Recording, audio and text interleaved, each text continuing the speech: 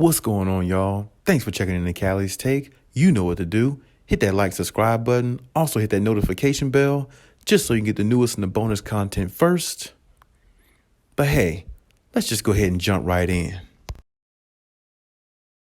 You know, this could be a really weird year for Reggie Jackson. And the reason why I say that is because, now that John Wall is there, the expectation for a lot of people who are watching the Clippers, who are following the Clippers close, is that John Wall be the starting point guard, in the near future.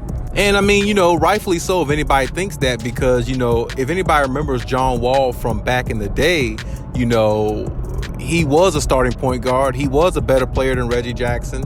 And, he's made more all-star teams, and he was looked at as an up-and-coming, close to like a superstar. He was close to that range, at one point in his career. So, with that being said, I feel like, it would not be out the realm for anybody to think that John Wall will be the starter as the point guard eventually, and they either have Reggie come off the bench or have him play the number 2 behind somebody if he doesn't get the starting role there. So, I mean, with that being said, I'm going to say this. I am one of the ones also, along with some people that I speak to on an everyday basis about sports, things like that, where I see John Wall being the starting point guard, whereas that might put Reggie in a situation where he might have to come off the bench. Hopefully not, in his case. But in the same breath, if it happens that way, I'm pretty sure he will be, okay with it. Because, like I said, it's all about winning a championship with the Clippers now. It's not really about anything else. It's not about, winning a few more regular season games or, winning an MVP of the league. All the individual stuff is out the window. Guys are just trying to win a championship. They're all in to win a championship. And if that's the case, which I believe that's what it is, sacrifices are going to have to be made, especially when you got all this talent on the team. Sacrifices have to be made, and that's just the way that it is. It's not really, scripted that way, but that's just really how it goes. And when you got all this talent the Clippers have, somebody's going to have to sacrifice something in points or minutes or, something of that nature. So, because we know that, it's a given, it's understood, but it's also going to be reality for whoever, is surprised by on the team. So I don't think Reggie should be surprised whether he starts or not. I think he's fighting for his position because, some can make the case, which I've also defended Reggie too on this. He's been, the starting point guard the last season or two for the Clippers.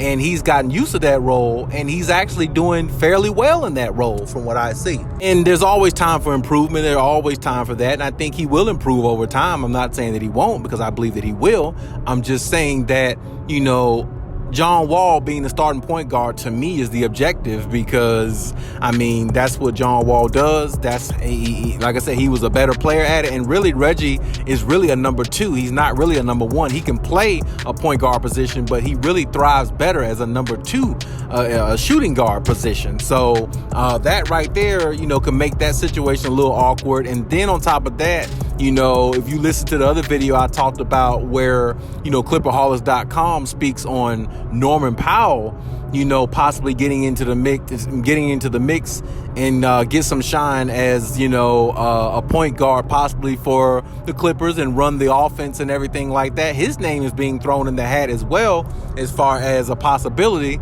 because he has championship experience, something that Reggie Jackson doesn't have either. So, when you look at these things, they may be intangibles, they may be little things right now, but they could become reality and big things in the future, because these are the type of things that Ty Lue has to look at, he has to evaluate, and he has to make the best decision for the team. And when you look at both those situations, like I said, John Wall is a true number 1. He's a true point guard. He's always been that his whole career, even in Kentucky, college, same thing. That's what he is. And he's thrived that position at the highest level by making several all-star teams, averaging 20 and 10, one time. I can remember one time he was averaging like 22 and like 10.7 assists or something like that. One time he was at a real high clip, playing at a real high level at a supreme high level. And, he, along with Bradley Beal, was helped carrying the Wizards a little bit further than most people thought they probably actually, or carrying them to a better promising opportunities going forward than most players had before them, maybe besides Gilbert Arenas or somebody like that. But my point is, John Wall has played at that type of high level before, and I think he can do it again. Maybe not quite to that extent, but he could play at a high level enough for the Clippers for him to be effective and for him to give the Clippers what they need, which is a good floor general who can also put the ball in the basket himself.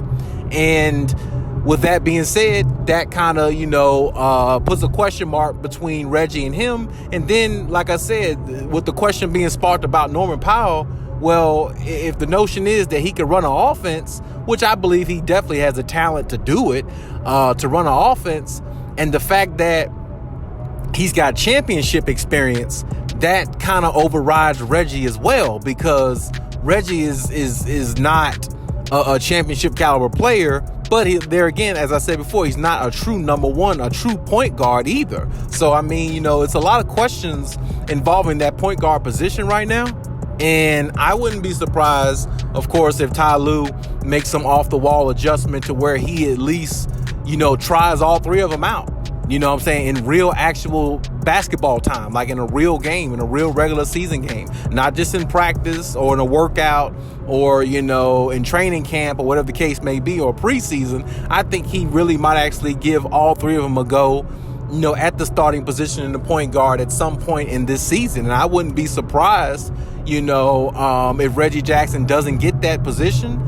And I wouldn't be surprised if Reggie comes off the bench. But as I said, earlier, it's all about winning a championship. So I really, truly believe all these guys are in it for that. And all these guys understand that. And all these guys are willing to sacrifice to do whatever they need to do to better their chances of winning a championship. Because I know they're tired of hearing the negative comments about the Clippers overall as a team and how they're not accomplishing the ultimate goal, which is winning a championship, and how they're not better than the Lakers and all this other crap. I know they're tired of hearing all those things, because if I were them, I definitely would be tired of, hearing all those type things when none of those things are true. The Lakers can't be a better team than the Clippers, because the Clippers beat them 4 straight times last year, and 2 out of 3 or 3 out of 4 of those times, well, all those times they didn't have Kawhi Leonard, and 2 out of 4 of those times they didn't have Paul George. So, I mean, it's like the Lakers can't be a better team based upon the evidence of what we saw the last time they faced each other. Now, I mean, of course, this season is a little bit different.